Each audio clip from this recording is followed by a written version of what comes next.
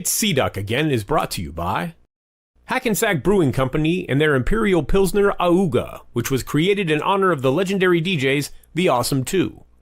Thick Crates, pure hip-hop satisfaction. Check out their limited edition new releases available now on Instagram. Weaponized Records, an independent music label serving up underground hip-hop. The revolution will not be televised. It will be weaponized. And the Spitslam Record Label Group. The Spitslam Record Label Group, a Chuck D situation. Catch us on your favorite streaming platform, on Bandcamp, or visit our official web store at spitslamrecords.com. All releases are available digitally or on CD, with select titles available on vinyl and cassette. The Spitslam Record Label Group. Throwback to the future sound.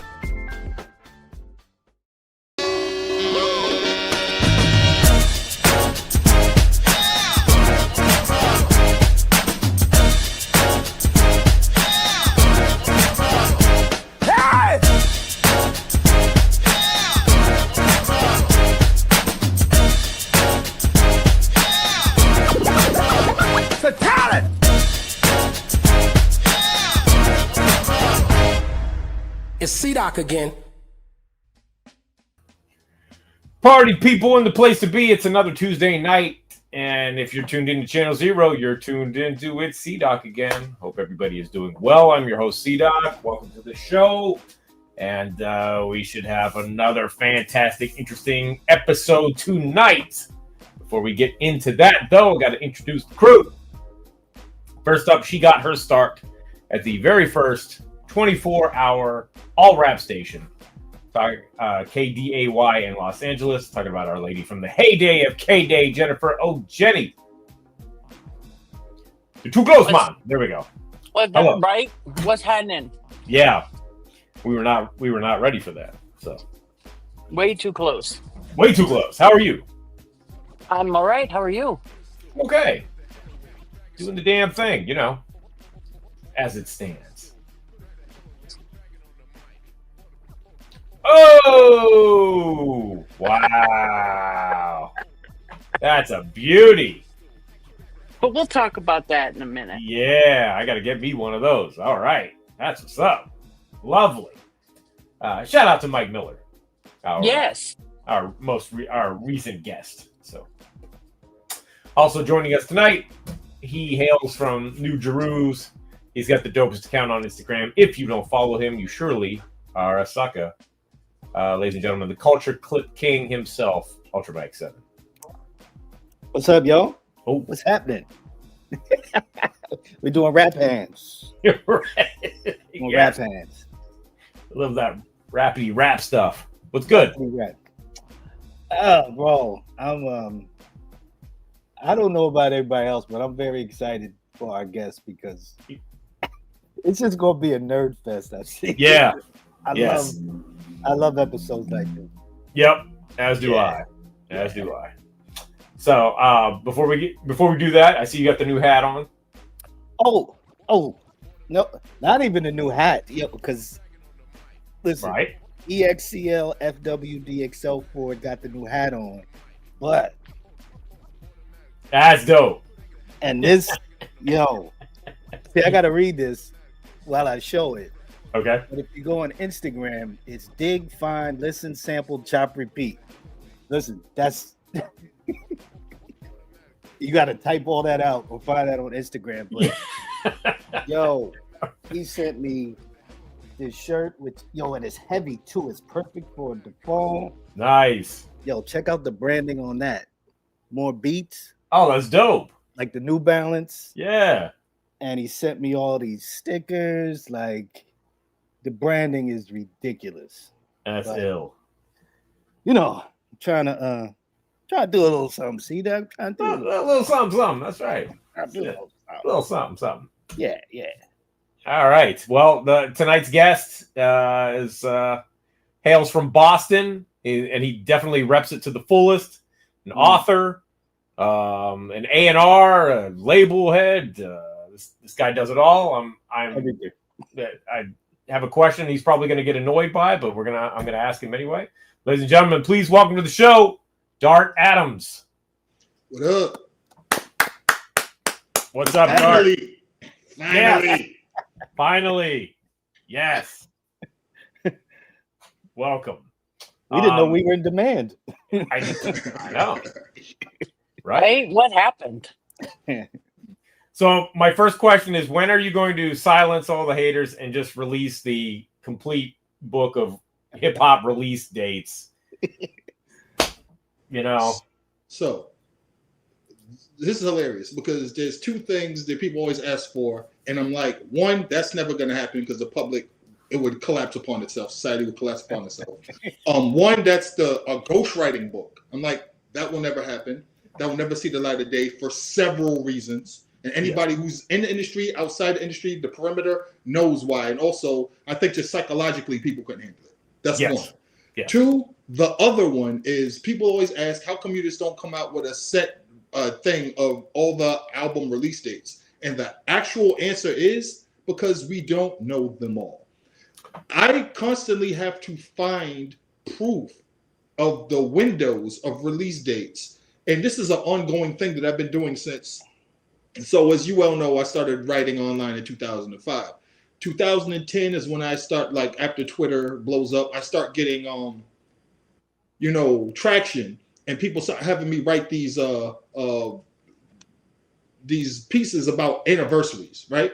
So I started calling them something different than an anniversary piece.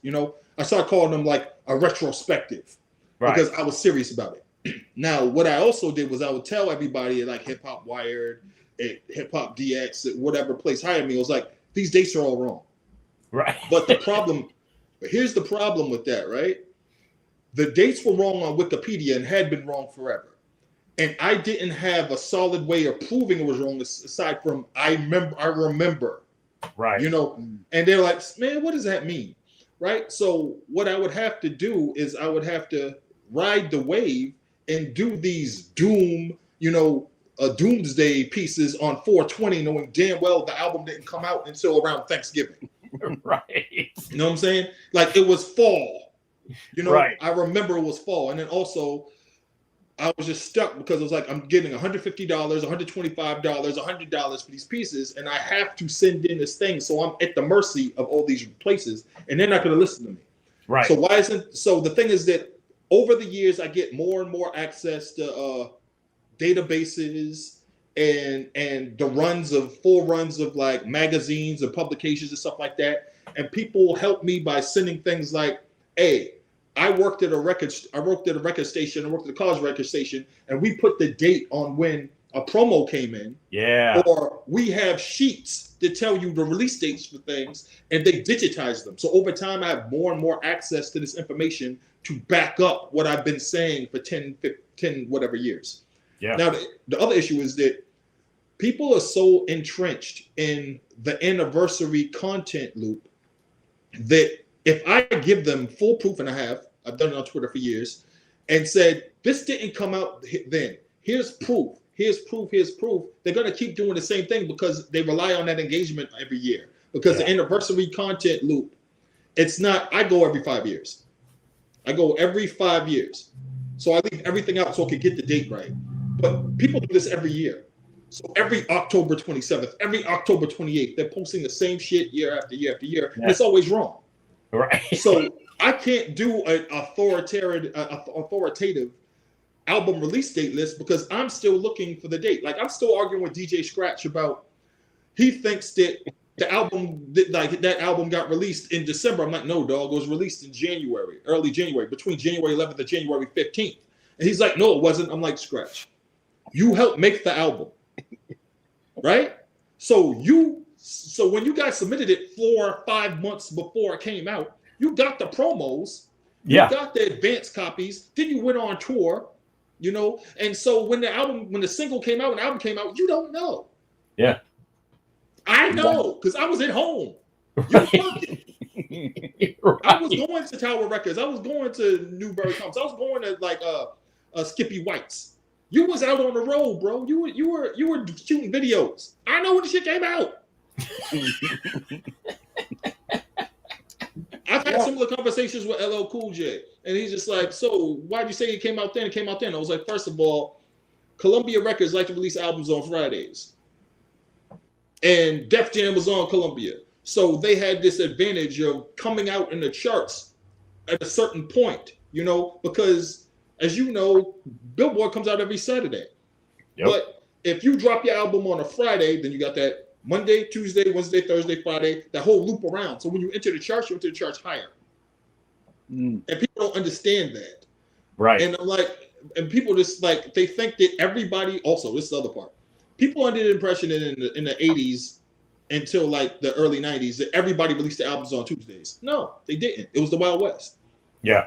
If you go to the Billboard and look up the first Billboard of every month, it says the release dates of everybody whose album went gold before. The dates would be January 1st, January 1st, January 2nd, January 2nd, 3rd, 4, 4, 4, 5, 6, 7, 7, 7, 8, 11, 12. Nobody cared. It was the Wild Wild West. Right. Tuesday, no, look, nobody started releasing anything on Tuesdays until the late 80s. And you know what had to happen? VHS tapes had to be hot, and Nintendo games had to be hot. And there was so much demand for the trucks to ship everything that they said, we'll release everything on Tuesday, so we make sure that we get everything in the truck when we send it to the box stores. And that's where we get the idea of the ship date. Because the ship date was a Monday, release date was a Tuesday. Right. Before that, nothing. So that's why there's no definitive release date, because I'm still trying to find the release dates, and I'm still arguing with artists about when the albums came out. And I'm like, bro. Yeah. Bro. Right.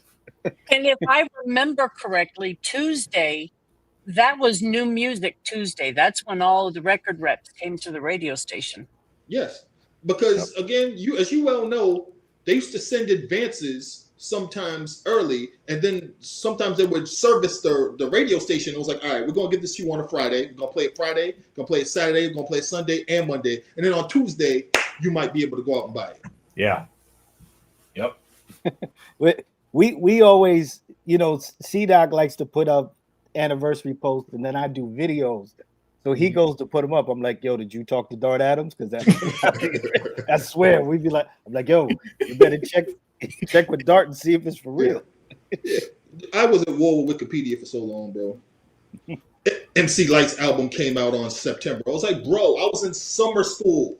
And MC Light's album had been out for months. Everybody knew everything. Because that MC Light album came out right after Audio 2's album, because they used to drop the albums around the same time in '88. So it was They both dropped in April '88, and Wikipedia was like September 16th, 1988.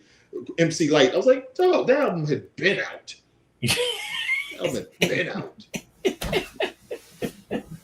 It makes you wonder. Now, I remember having a conversation with you, or I commented on something. It was when you were talking about Main Source, Breaking Atoms, which is the famous, fun conversation. Yes, and I had mentioned, I think that was when they did the EMI re-release. You were like, yeah, that makes sense. So, but that explains that date. But I don't know where they get some of these dates from, man. It's crazy. They clearly make them up, because for years they were saying that Jungle Brothers album was released like in October. And I was like, bro, when Jungle Brothers album came out, my brother and I were both at Nubian Notion and Roxbury wearing shorts. Yeah. Right. When we bought that album on vinyl. Right. We bought it on vinyl and brought it home and played it on the turntables. And we were like, why does it sound like this? Doom, doom, doom, doom, doom, doom, hossa, hossa, hossa, hossa. Say what? Sammy B. Well, and we're like, yo, why does it sound like that? It was on Warlock Records, bro. We don't know who did the engineering. Yep. But it was dope. It was dope. Dart, when did your musical journey start? When did you get interested in all this stuff? Okay, so fun. I love this question. So I ruin everything for everybody. Typically with humans, you get into music between like even develop like a sense of style of what you like between the ages of 9 and 13 on average. Yeah. My big brother's 6 years older than me. My big sister's 9 years older than me. And I was always shoved and put with kids that were 8, 9, 10, 11, 12 years older than me, including family friends lived upstairs, 2 DJs, 2 brothers, James and Derek, who are like 9 and 11 years older than me. So this is where I'm getting my everything from. And when you're a kid in the 70s, especially a Gen Xer, it was very much seen and not, you're seen and not heard. Yep. So You stay over there, be quiet, don't get in the way, don't embarrass me in front of company. And this is the era of 8 tracks, 45s, 12-inch vinyl, singles, and LPs. Yep. And you're not allowed to touch the turntables. But I could read it too. And I was a little sponge. So I became like, it's the same way Grand Wizard Theodore was doing the needle dropping. He ended up in the L Brothers. Yeah. I was a magic trick. I knew all the songs on the radio. And when the DJs or people were playing records, I could read the record. So I knew what song they were playing. And as you know, in the early days of hip hop, nobody wanted you to know what record they had. Right. But I was the kid like, what's that? You know? So they were like, oh, this kid will remember the songs, remember the breaks. So what I'm telling you is that between the ages of 3 and 4, this is 1978, 1979. I'm already a musical encyclopedia. And I'm around nothing but like preteens, teenagers, and older kids that are like 17, 18, 19 that spin and involved in the music industry in Boston and Massachusetts. Yeah. Now, this means that when people usually ask me, like, yo, so what was your introduction to rap? When did you get into hip hop? Usually the answer is supposed to be somewhere 82, 83, 84. I'm like the very first rap record that came out, the B-side of You're My Candy Sweet by Fatback Band, Personality Jock, King Ten the Third. Yep. I was there from the beginning. So I was a little, like 3, 4-year-olds ain't supposed to be Prince fans. I was. There were no 4-year-old Prince fans. Like usually Prince was the guy that your parents were like, no, cover your eyes. You know, you can't hit it. I was upstairs listening to like all the Prince's records. When Prince's first record in 78 came out, I was kind of like underwhelmed by it. And I was like, why is the cover blurry? So like I was that kid. So fast forward to this day, man, people are like, how do you know these records from 78, 79, 80, 81, and you're born in 1975? And so like I was aged up by being around so many older people. Yeah. So that's where my musical journey started, man. The very first time the Commodore's 1977 album, I remember it like it was yesterday, was released, the promo came to our house because Walter Orange's son was one of my brother Dave's best friend. Wow. And their manager's from Boston. And everybody knew my mom and my people upstairs from Alabama. My family's from Alabama. Great migration. So I remember seeing that Commodore's record from 1977. And I was like, why do I have such vivid memories of this record? My mom's like, you don't know? And so like people don't know the Commodore's connection to Boston or any other R&B soul group connection to Boston. They don't know about the Sugar Shack. They don't know about like anything having to do with Boston, black music, hip hop, funk, disco. But like I lived all of it. Yeah. Wow. Yeah. That's dope. So what was the burgeoning rap scene in Boston like? Okay, so hilarious thing is that when hip hop and rap kind of emerges from the 5 boroughs and it spreads out between the tri-state area, as we all know, it bleeds out into New Jersey. It bleeds out into parts of Pennsylvania into Philadelphia. You know, it's in Connecticut. Right. And the next place it seeps into is Massachusetts, directly into Boston. And one of the reasons is that, so now we call it the Fung Wall. But what happened was people from Boston and Massachusetts who were writers, who were musicians, who were producers, who were arrangers, were often taking trips to New York or to Philadelphia because Philly Soul was big there. And New York, you had all the studios and the session players and everybody else would click up. Now, Boston was where everybody used to come to poach talent because we had Berklee College of Music, we had the conservatories, but also we had all these different funk spaces like Roscoe's Lounge, the Sugar Shack. So when you came to Boston, you were looking for somebody to play soul, funk, R&B, jazz. Like quite literally, people would come from California, they come from New York, and they would just get on the train and they would drive down and they would just like go to clubs to hang out and be like, him. Miles Davis used to do it. Miles Davis got Chick Corea and Tony Allen from Boston. Yeah, wow. You know, and his band. So people did this regularly. They get, oh, Sonny Stitt, come with me. This person, come with me. So it was like a regular thing by the time we get to the funk, R&B, soul era. And so what happened with rap was that it wasn't rap. It was, we need session musicians to play songs that sound like the funk R&B that people are getting and using for breaks and rapping over. And who are the best musicians to be able to do that in a studio setting? So what we're getting is Arthur Baker. We're getting Michael Johnson. We're getting Maurice Starr. We're getting Sonny Johnson. You know, we're getting like every Gordon Worthy. You know, like all these people from Boston and Massachusetts who also used to take trips to Philadelphia and play on these records, these Philly soul records sometimes, and then like, we're gonna drive down to New York. So like Arthur Baker, Michael Johnson, Maurice Starr, Tony Rose, a lot of these dudes were in New York already, and all the studios signed to multiple labels, Posse Records, which was Spring Records still. And then like what happened was Arthur Baker was doing so much work with all these different labels that he started his own label, and that was Streetwise, and the other side was Party Time. Yep. And then like what happened with the Johnson brothers, they later became Johnson Crew, they had their own label called Boston International because they want everybody to know that, we keep going to New York and doing all these different records for people, but we have our own thing, Boston International. And then Tony Rose had Solid Platinum Entertainment.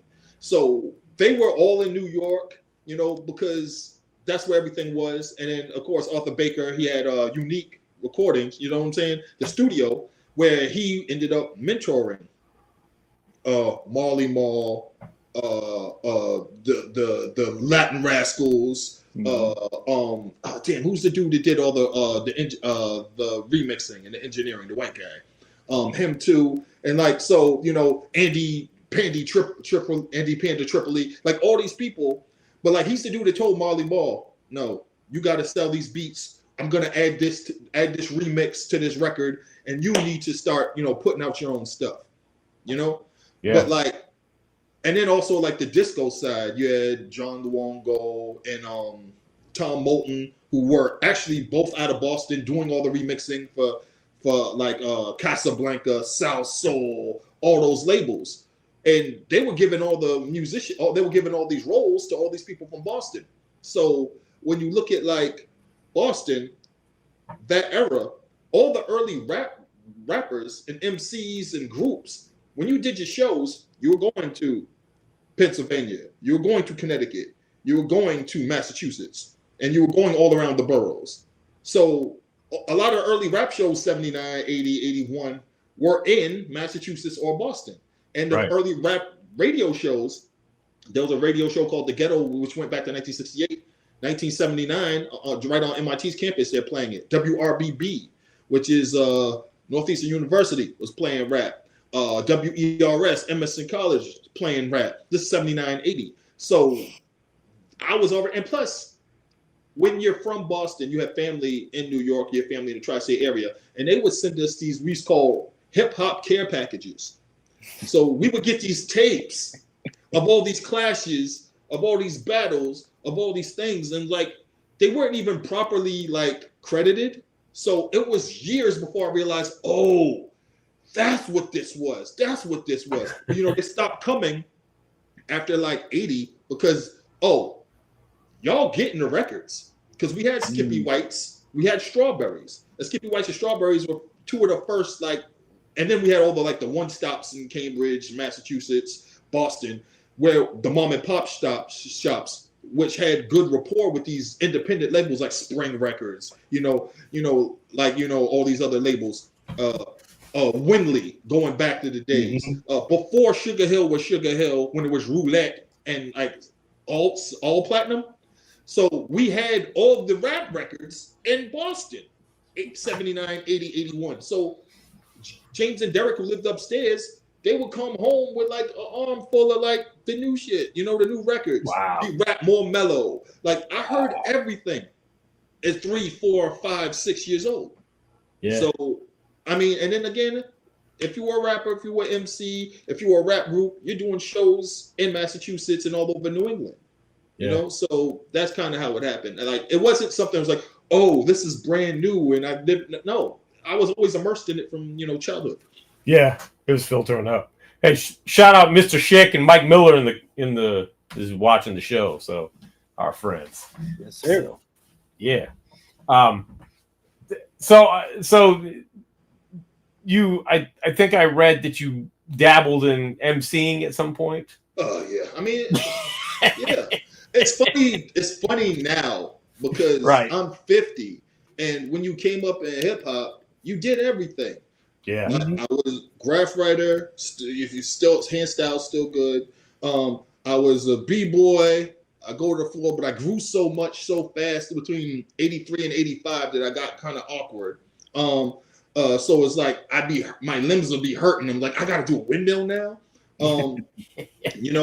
I always wanted to dabble in being a DJ, but like I was the kid that knew all the breaks, knew all the records, stuff like that. I know where the horn stab is, so I was always that kid. Yeah. And the absolute last thing I tried doing, was being an MC, but I found out later that the only reason like I was so into rhyming was because I wanted people to remark about what I wrote. I want to write something so ill, so crazy, so off the wall, reference something to be like, yo, he said, but in my mind, I'm thinking he wrote.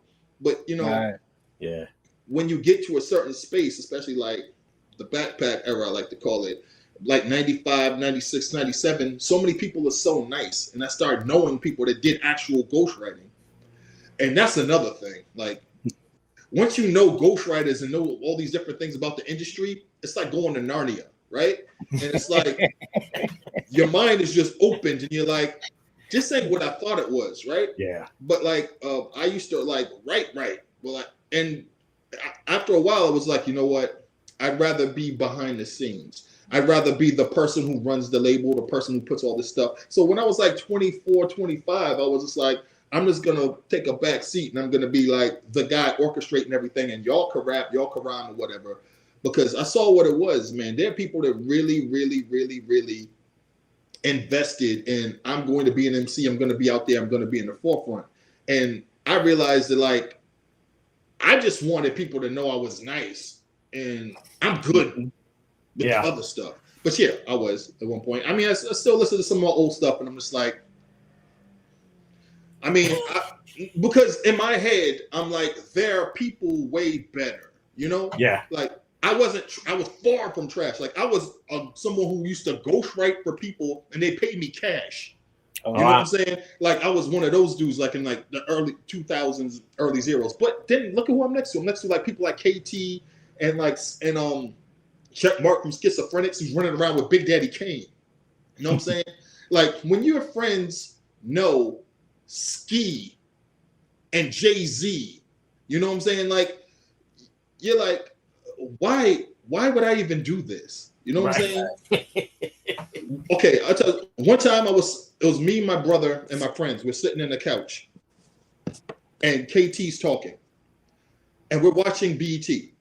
And KT's like, "Yo, you like that?" It's like, "Yeah." It's like, "Yo, that's dope. This dude's nice." It's like, "I wrote that." It's like, "What?" He's like, "Yeah, I wrote that." He said, "I wrote this, and this too." And then we were talking about somebody else was like, yeah, it took forever to coach her through that. And I'm like, what? And then like, I was working at Tower Records, and to give you an idea, this is 98 going into 99. And then people were like, yo, he knows everything and everybody. So people would just bring me demos and ask me to critique it. So people would bring me, and this is the era to give you an idea how wild this was. This is the era when people were bringing like mini disc players. Yeah. So people would come to town with a mini disc player and play something for me, and I'm like, yo, I know this dude. This is Big Vic Lowe. He was like, yeah, he goes by Thurston Howard III. I heard Thurston Howard III's demos before the cassette ones that he sent to the source where he got the unsigned hype. Yeah. I heard Aesop Rock's demos when he was a BU student. Wow. I heard, there was this group called Draft Pick, and one of them was, I found out later, one of them was what's his name? He was in Dipset. He was the young dude that ran with Cam all the time. Joel Santana. Santana. Right? Yeah. So, and then like I would get stuff like that all the time, and I was just like, okay. But like at that time, this is when Boston is like an underground mecca. You turn around and you see like Breeze Ever Flowing and Poison Pen and C. Ray's Walls chilling because they were on Detonator Records in Boston. This is when like around the time after like High and Mighty, because they were going to BU when they were students. They lived on Mass Ave, not too far from where I lived. Yeah. So everybody was in Boston. Like one time I just remember chilling outside and I just hear this really deep voice. And I'm like, yo, who the hell is that? Like that voice sounds mad familiar. It turns out it was Lord Have Mercy. Lord Have Mercy had something went left with him with Flip Mode. And so his album, like The Ungodly Hour, wasn't coming out after all. And he had started this entertainment company called Sword and Shield. And he was chilling in Boston. I was like, that was a normal occurrence. So like, people would be like, man, Boston doesn't have much of a hip hop history. I'm like, no, Doug. Everybody was here. Everybody came through here. You know, Doom was here for a hot minute, you know. And like everybody, people just come to the store. Oh, the first time I met Mobb Deep. Mobb Deep used to chill because they were label mates with my cousin's group, Almighty RSO. So they would be at like Grove Hall, they'd be like Dudley Square at the time, now Snoopy and Square. And like I just be rolling up and I looking at these kids with just like all these dudes in, you know, Bruins gear and Adidas, you know, and heavy jackets. Sometimes they had hockey sticks.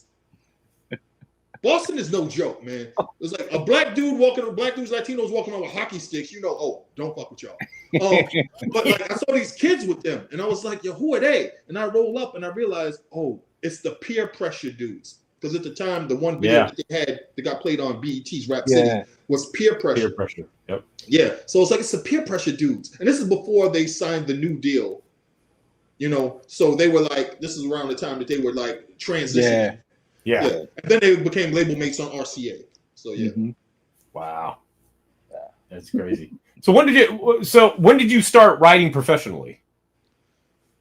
So what happened was the box stores all died. Yeah. So I was back in the days, to everybody who doesn't know, and I'm sure most of these people here do know, there was this wonderful thing where we had an economy where you could quit a job, get your last check, and then put out all these applications, get an interview, get another job, and then you're waiting for the check for that job in 2 weeks, but you're still living off the check from your last job. I remember those days, yes. Yeah. So during this era, what happened was there was a bunch of box stores, record stores, video stores, and everywhere you could work. And when the era of the box stores died out, you know, after the P2P era and everything else, so people could be online 24/7 with the DSL modems and everything else. Between that stretch, and the big thing was the .com bubble burst. Yeah. So a lot of people that had jobs at like Cosmo, you know, all these other places who were investing in like the .com era, and they were like telling their parents, "I didn't have to do what you did here, and I'm worth $25 billion." The next week, they back in living with their parents. Yeah. This like March 2000. I'll never forget this. And what happened was the stores started dying. The box stores and the independent stores both started dying. So what that meant was I had to figure out something else. So since we could be online 24/7, I started being on all the message boards. And when I started being on the message boards, I started contributing to the message boards. But between 2004 and 2005 is when we get into what we like to call now the blog era. Yeah. And I started because it bled to MySpace and then Blogspot and LiveJournal and all that. And this is when I started making a name for myself, because I was like, I was pushing all the stuff that my people were doing. And then I realized when I wrote articles and wrote pieces, bridging the gap and understanding between the young people that were online who were Dipset fans and the older people who were like, wanted that old thing back, I realized, this is my niche, this is my thing. So right around like 2004, 2005, that's when I started writing online. And I built up everything until like 2007, I started Poisonous Paragraphs. And then that's when everything went crazy. Right. And you were writing for publications and whatnot, or publications after that? Yeah. After that, okay. Because what happened was this is if you got hot first through the message boards, then built up your name, then you got on Twitter, you built up your name more. And then what happened was this dude got 10,000, 12,000 followers on Twitter. And this is the early days. So I think, and everybody knows him from OK Player. Everybody knows him from XXL.com. Everybody knows him from like the Census in the UK, you know, and I was on every message board. Yeah. Nobody's smiling. Boxgen. I was everywhere. All hiphop.com. I was on every single site. There was this other site. There was like a Wu-Tang site, DSC, the Saga Continues, where people used to go and they used to download all the obscure ass Wu-Tang joints like The Orphanage, you know, Black Rose Family, you know what I'm saying? Authorized Fam, you know what I'm saying? And I would be on there too. So everybody knew me from all these different websites, and they would be like, all right, so we're gonna give him the opportunity to write this piece, you know, for like enter site here. I don't think any of them really exist anymore. You know what I'm saying? The Urban Daily's gone, Hip Hop Wired, you know, like all that whole era. Yeah. I wrote for everybody. And so I kept building up my name there, writing these pieces, and I would get my Twitter following bigger and bigger and bigger until I got to write bigger and bigger pieces. And then eventually, you know, OK Player's just like, you want to write for us finally? And I'm like, well, how much you paying me? And that was the big thing. What's my rate? Yeah. Because dude, the rates were so low. You had to write till you died. Your rate was 100 to 125. You moved it up to 150. We're still dealing with the era of net 30 and net 60. So by the time the money came in, because you had to send in your invoice, and I would fax in my invoice. And by the time the money came in, it was already gone because I already had to pay cable. I had to pay these people rent.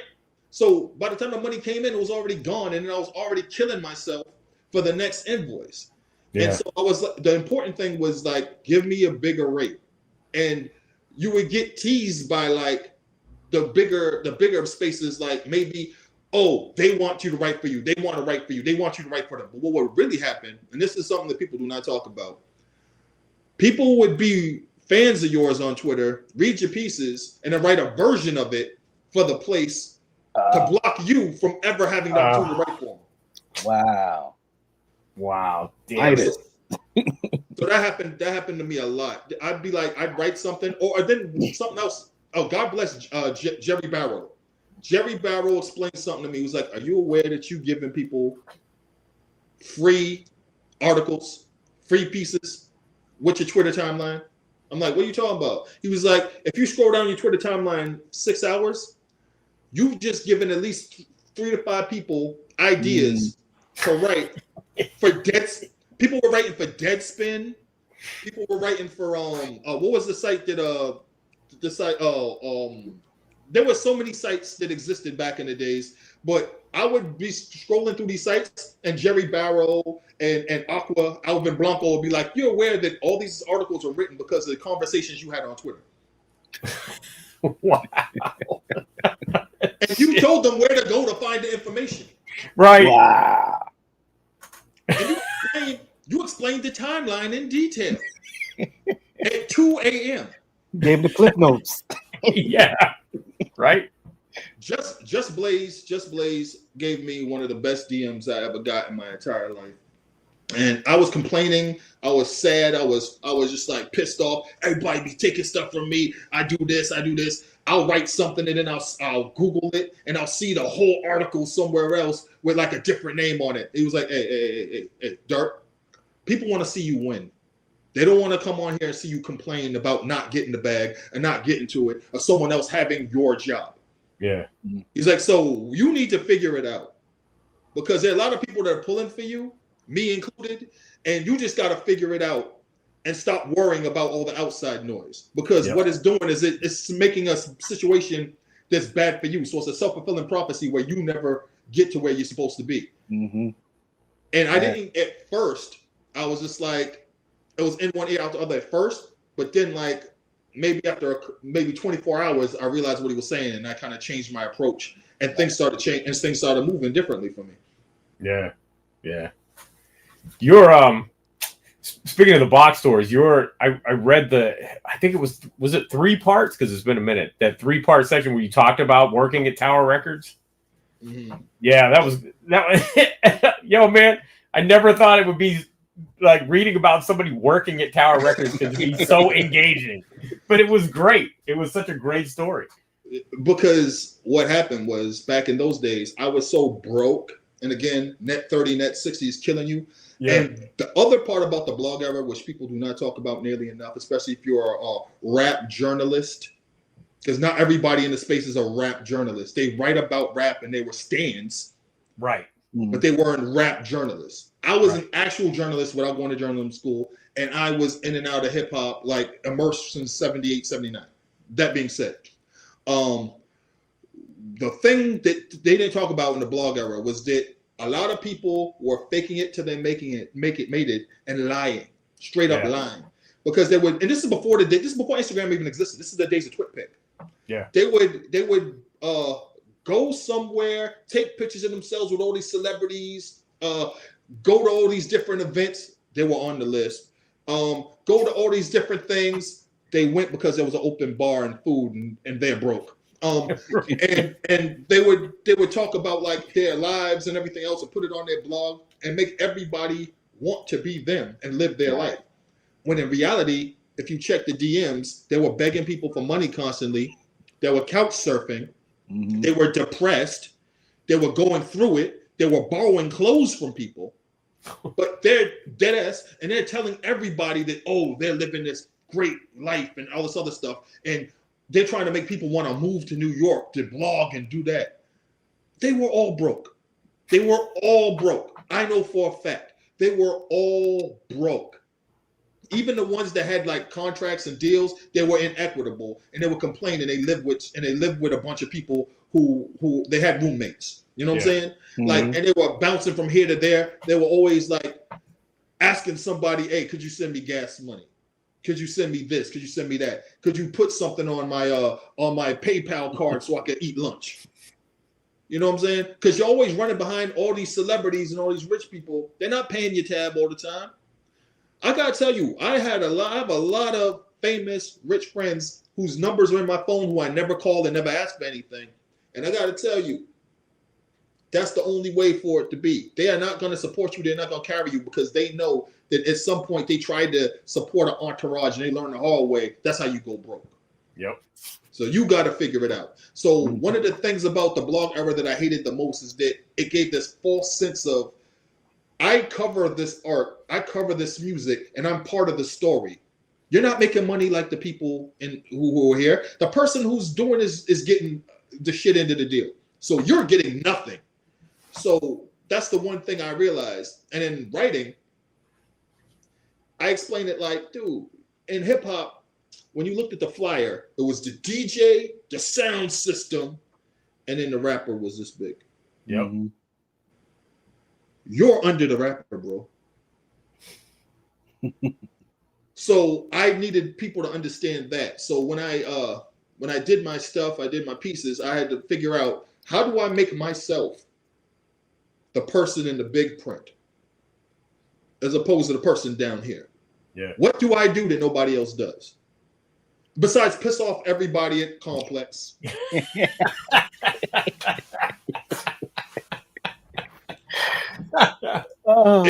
If you were a journalist on any major publication, I was your worst nightmare. I was like, one, that's wrong. That didn't happen like that. That's not the date that came out. And also, that's not how that's spelled. And I beefed with everybody. If you were around for those days, all it was just me beefing with everybody and winning. Me beefing with everybody and winning. I took down so many people on that one Twitter account. But the thing was that, where was I getting? It was like, yay. I went outside. People was like, yo, I saw how you got it so-and-so on Twitter. Still broke. Right. Get one of these. Yeah. Yeah.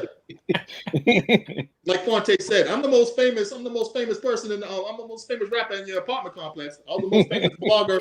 I was the most famous blogger in the city. I go to a show because I got in for free.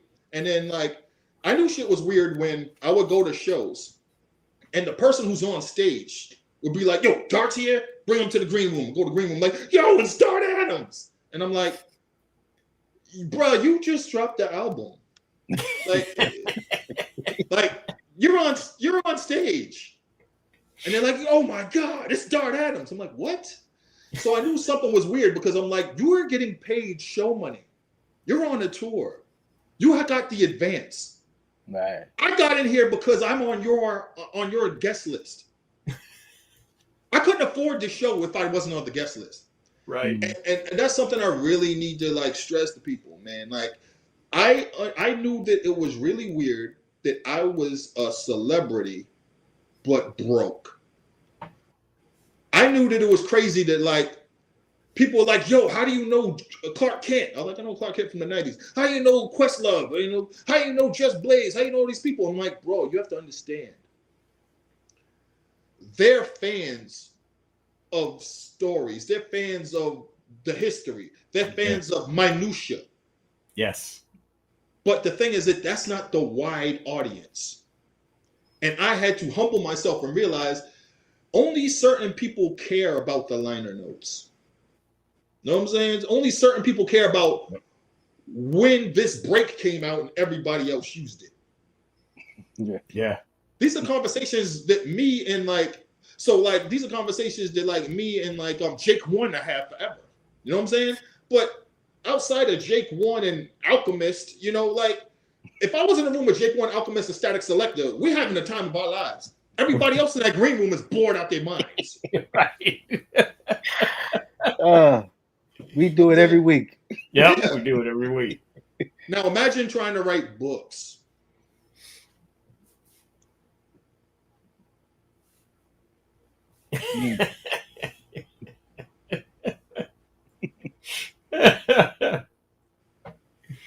Yep. I was introduced to the King of Chill in LES, New York. And like I barely leave Boston, but I was introduced to the King of Chill by my boy John Glass. What up, John? And he was like, he was talking to, so it was like Razkaz, El Gant, J57, like all my people that I've known forever online. And he was just like, and Jay hits me, J57 taps him on the shoulder. He's like, hey, yo, that's the King of Chill. And I'm like, yo, for real? So I go up to him and I'm like, oh, dude, I just want to shake your hand. I remember back when the Alliance was Alliance of MCs and all this other stuff and this and this and this. And they were all around like, oh my God, like this conversation is great. But like it was 8 people. Yeah. Right. It's like I was like, yo, I need to thank you, man, because like Kibbles and Bits is a song that like me and like certain people sit around and talk about all the time. Because my brother had the Alliance tape, Basement Flavor, and he popped that in, and like we were wound that song like 6 times in a row. The Alliance. Yeah.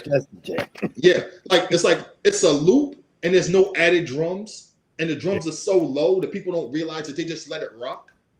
Right. And it just rapped over the loop. Like, please listen to my demo. Yep. And I was just like, yo, that song blew my mind. And also like the work that you did with Audio 2 and MC Light and the stuff you did here when you engineered this. And it's like, yo, you know about that? I was like, yeah, I read the liner notes. So like that's kind of like my niche. But you learn really early on who that's valuable to, where that's valuable to, and also the only places where you can monetize that type of shit. Yeah. So that's always the fine line that you write, is being in this space of like rap, hip hop journalism. You know? Yeah. Yeah. Yeah. We live in 24 hours. Yeah. 24/7. Trying to mix a Star Blazers a cartoon with a Planet Asia song and hope somebody gets it. Yeah. Yeah. Yep. Yep. Yeah, man. It's kind of amazing. But so you talked earlier about wanting to be behind the scenes. What was the first label that you got involved with working? Because I know I just found this out tonight about the Producers I Know label. Mhm. Was there something before that? Oh yeah. Okay. So the fun thing about the music industry, as you all well know, is that you can do a lot of work and never be credited for it. Yes. So I would end up doing consultations because, again, Poisonous Paragraphs was a site where I covered mainly underground, like backpack, underground, or independent rap from every region and also all over the world. Right. Because I hate to tell you this, but back in the 80s, we already getting imported rap from the UK, from France, from all over the place. I knew about the Demon Boys. I knew about all those dudes, way before, everybody else did. So that was just the case. So one of the things that I realized early on was that, like, where was I going with this question? Which label? Okay, you said you weren't working. Thank you. So one of the things I realized early on was that, like, I was always going to be somebody that people were going to use as a sounding board, and also somebody to get like advice from, but also what works here, who do you think we should work with, and all that other stuff, because I knew everybody.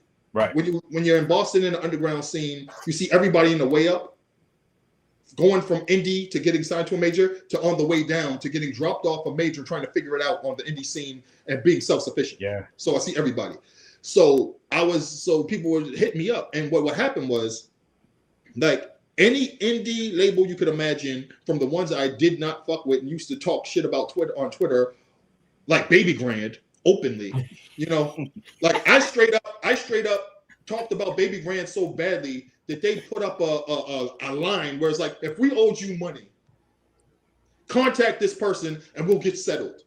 Because everybody I talked to was just like, Baby Grand still owe me $5,000. Baby Grand still owe me $1,600. Baby Grand still owe me. So it would be like stuff like that. And then, like, I knew people like homie at like shaman work, So it's like I would be hit up by like them. It's like, hey, so we're doing X, Y, and Z, word. But then what would happen was, like, in the early days of Mellow Music Group, popping, and the early days of like so what was his name? Down the Fudge Ball. So Redefinition Records. Redefinition, yeah. Mm-hmm. So my first in was working with like Redefinition and doing stuff with them, collaborating with them, and then also like Mellow Music, because I knew Odyssey, going back to, this is gonna sound wild, I'm the Magnificent days, the ABB days, when like everybody like Ken and everybody else, that's how I know all that. But when they were with A Touch of Jazz. Wow. Okay. And that relationship continued until they were like low budget, because Roddy Raj from Massachusetts, he's from Springfield, and he was in a group called Mass Pike. Oh, and yeah. So when he clicked up with them, it was like, oh, and Odyssey and me been people for like ever, so I know all them. So it was natural to, like, when Odyssey became like the flagship guy at Mellow, Michael would like reach out to me. He's like, hey, so da-da-da-da. And then what happened was, when I had Poisonous Paragraphs, I teamed up with my other boys, Travis Glaive and Eric, who had his blog. He had his blog, Wake Your Daughter Up. He had his other blog. And so we became Blogger House. And what happened was, this is how everything really started. We got hit up by two of our friends. I had beef with Kevin Nottingham, right?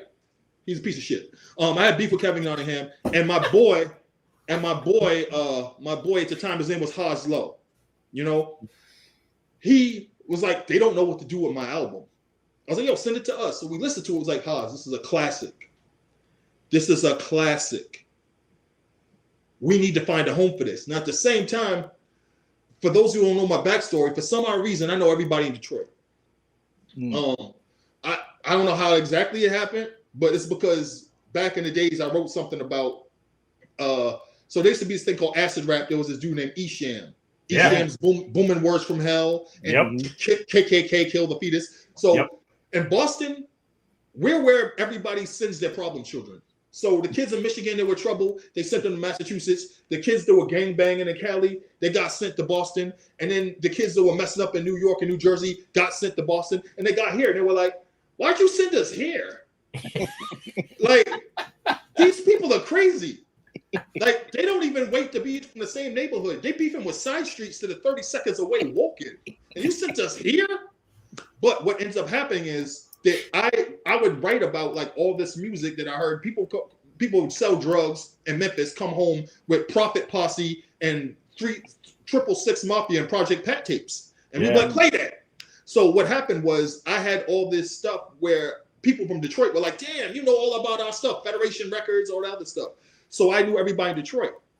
So that meant that I was like down with everybody, and then my boy FWMJ knew everybody in Texas. So that meant that anybody who was signed to a label, everybody was like, all right, we already know Dart Adams. The third piece of it was Boston had this record label called Brick Records. Mm-hmm. Yep. And everybody loved Brick. But we also had a label called Landspeed. Yep. And Landspeed was a label with also a distributor. So everybody from everywhere came. So this is how I knew everybody from Queens. Because this is how I know Core Mega. This is how we knew Late. This is how Mobb Deep, who I already knew through my cousins, but Mob came back and Alchemist got down with them and put out like the Free Agents joint, right? Mm-hmm. Yep. And so everybody, this is also when this is when Guru comes back with Ill Kid Records, and he's like Bullhead Slick in the Click, and he comes back to Landspeed. So I had this throughway for everybody. So through that, I'm like, all right, everybody knows me. All the producers know me because I know all the records and everything else. FWMJ in 2010 starts a label, starts a site called Producers I Know, because he did Rappers I Know. So he does Producers I Know. He starts it in April 2010 when I go to DC and I show my face for the first time. Everybody's like, oh my God, he's a real person. Fast forward 6 months later, the dude who started this site, Jay Large, was connected with, this is gonna sound crazy, a bunch of producers over in the UK for this league called Lewisden, the Lewisden Production League. Mm-hmm. And so all of a sudden he's like, I'm in charge and I'm managing 10, 12 producers, the hottest producers in the UK and also some in Ireland and Wales and all that other stuff. But he's like, I can't do this anymore. So I'm gonna go into fitness. I'm like, there's a fitness problem in the UK. He's like, I can't do this anymore. He's like, can you tell me somebody who you think can handle this job? And I'm like, just give it to me. So in October 2010, October 12th, 2010, I take over Producers I Know. So I have to, so FWMJ hands me the keys to the website, the Bandcamp, and also I knew all my people. So also at the same time, so you know, Slop Funk Dust, right? Mm-hmm.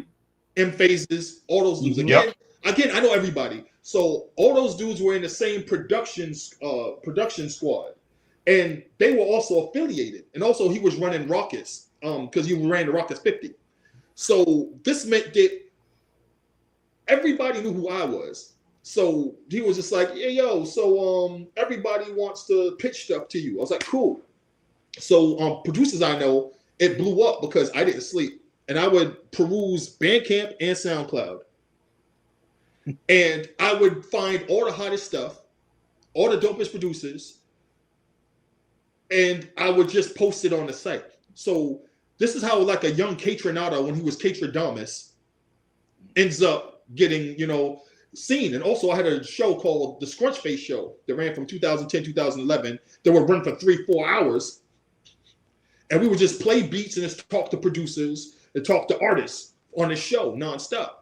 Yeah. So what ends up happening is after all these years happen and everything else, I'm like slowing down on that. And in 2015, I decide I have this idea.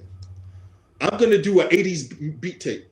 5 different genres of 80s music. We're talking 80s UK synth pop, the Minneapolis sound, all this other stuff, all these sub-genres. I'm going to take all these beats, I'm going to give them to all these producers I know, and I'm going to have them make beats, and I'm going to put out the 80s beat tape on the Bandcamp. Yeah. I tried this, and I realized very soon that in my head, what I think people are going to like isn't what they're going to respond to. And so I sent out 50 beats. Only 10 people sent back beats in a good time. And I'm pissed off with myself, so I put it on the shelf. A couple years later, for the anniversary, I said, yo, I was going to do this thing or whatever. So in 2015, I said, I was going to do this. This is what happened. I fucked up. My bad. I'm sorry. Here are the beats. Here are the 10 beats. And I put it up on Bandcamp. Everybody goes crazy for it. Fat Beats hits me directly, and they're like, we want to put this out. And I say to myself, I got better than this. So what I do is I go to the Bandcamp, and this is gonna sound crazy, but it's what happened. I put all the sample sources in parentheses, and if you go to the Bandcamp right now and you look up, I put all the sample sources in parentheses next to the beat title that I gave it. Yeah. And they were like, "Why'd you do that?" I was like, "Well, if you wanted that, I got this, I got this, I got this." And my boy DJ Soko had this kid named Nolan the Ninja, and I knew everybody. I knew people from the DMV. I knew people from Detroit. I knew people from Massachusetts. I knew people from New England. I knew people from the UK. I knew people from everywhere. And I was like, everybody knows me, so I'm just going to work with everybody on their stuff. So what ends up happening is I do that. But in the interim, to circumvent the question I didn't want to answer, I did a lot of work with a lot of people on these independent labels, and they didn't give me credit for the stuff I did. They didn't give me executive producer credit for the stuff I did. So I got kind of bitter about that because I was like, yo, you put out classic albums and then didn't give me credit for the work I did on these joints. But everybody who worked on them knew. Yeah. In the industry, everybody knew. Yeah. So really where everything really popped off was when producers I know, I got the distribution deal with Fat Beats. And that's when like I really started doing official A&Ring, executive producer work. But I was doing that in 2010, 2011, and 2012. And everybody who was around knows. And a lot of people, like, I was around for the early days when Apollo Brown. Yeah.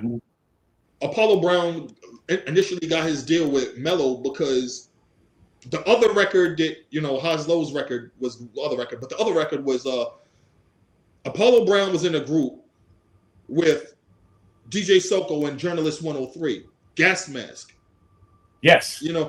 So that album was a classic, and we heard it and was like, this needs a home. We brought both those projects to Mellow Music Group, and everything changed, but I didn't get credit for any of that shit. Wow. So it is what it is. Yeah. Wow. That Nolan's lo-fi loops, man, that shit is crazy. I put that out. I put that out on Producers I Know on cassette, and then digitally. Yeah. Yeah. We were selling cassettes like crazy because I didn't want to deal with vinyl because the turnaround time for vinyl was so crazy at the time. Yeah. I was just like, there was this place called Enos Media in California where you could call homie up and be like, yo, we want to do this many cassettes. This is this. The price was very low for the cassettes. So I could put up half the money, have the cassette shipped to me, send them to Fat Beats warehouse, and then sell them online. And then the digital went crazy. Yep. I'm still to this day amazed that cassettes started to come back like they did. Yeah. Because that was one thing I never counted on. I mean, the thing was, and one of the things that worked for me was, and no matter how many beat tapes, how many instrumental projects I executive produced, I helped put together. A lot of times I sequenced them, I named the beats. Because this is something I did going back to the 90s anyway, with all my boys. I had a friend named,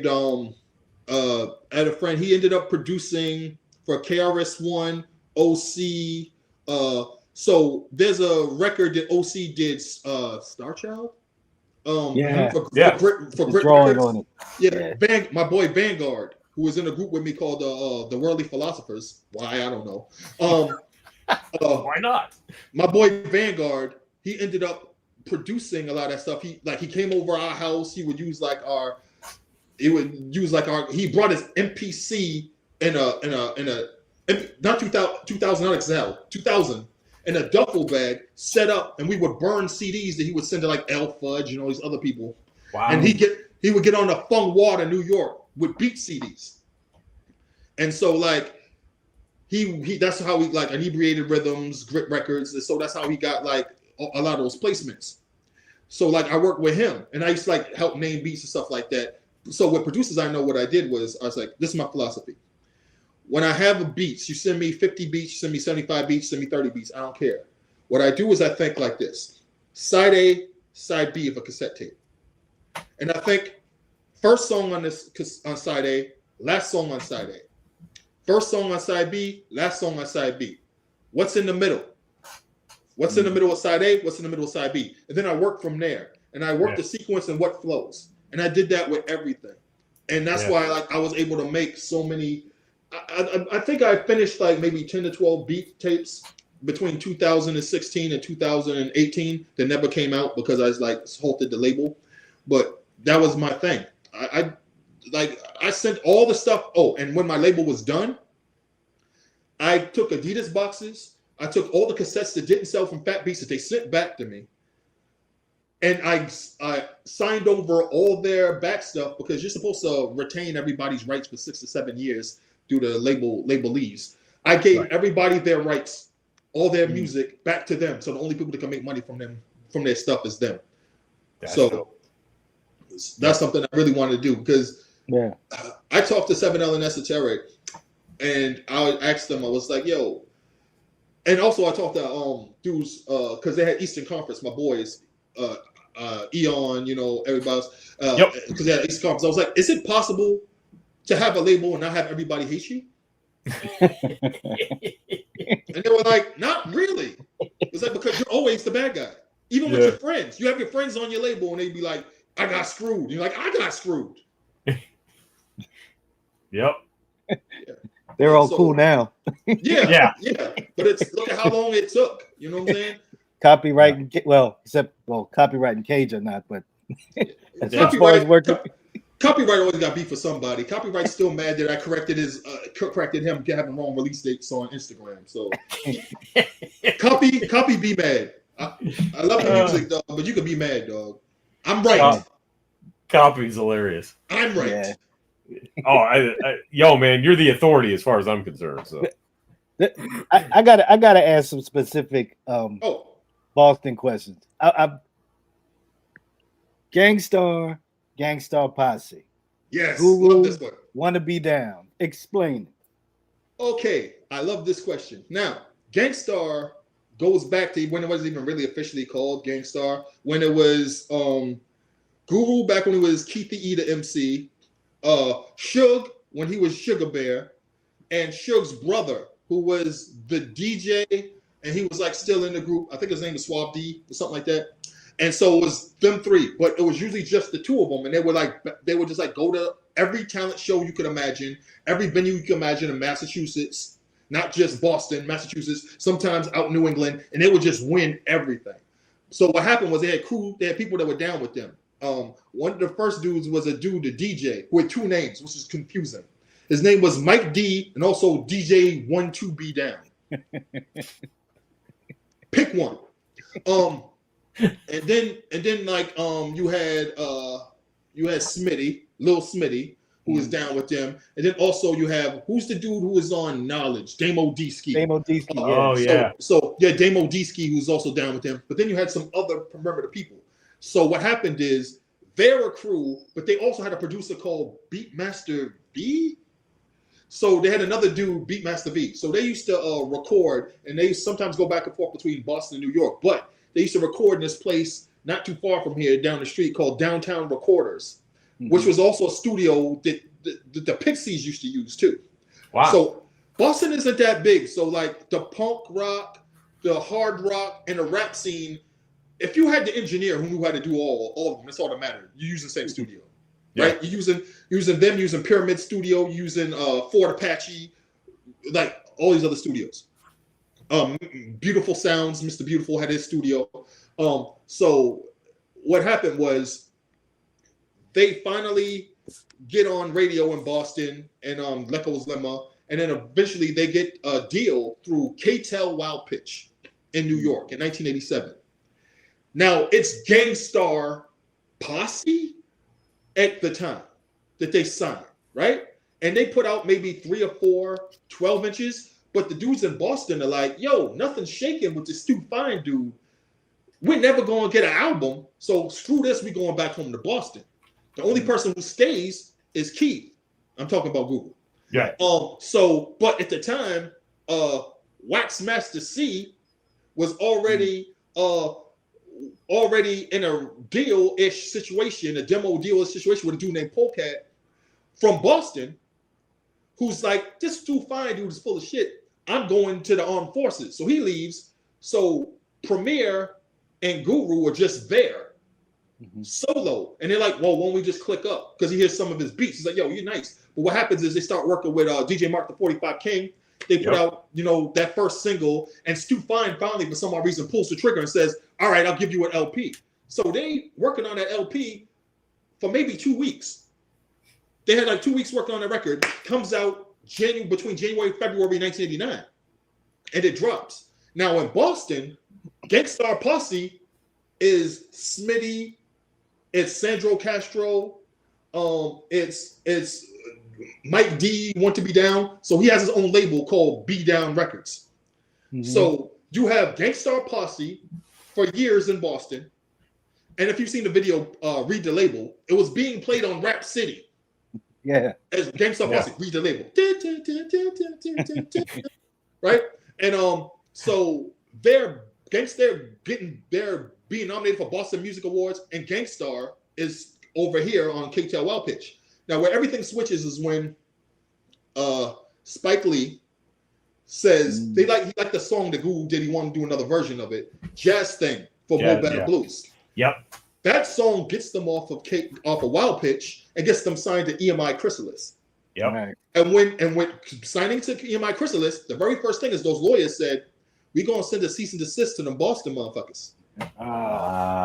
So Gangstar Posse had to become Posse NFX.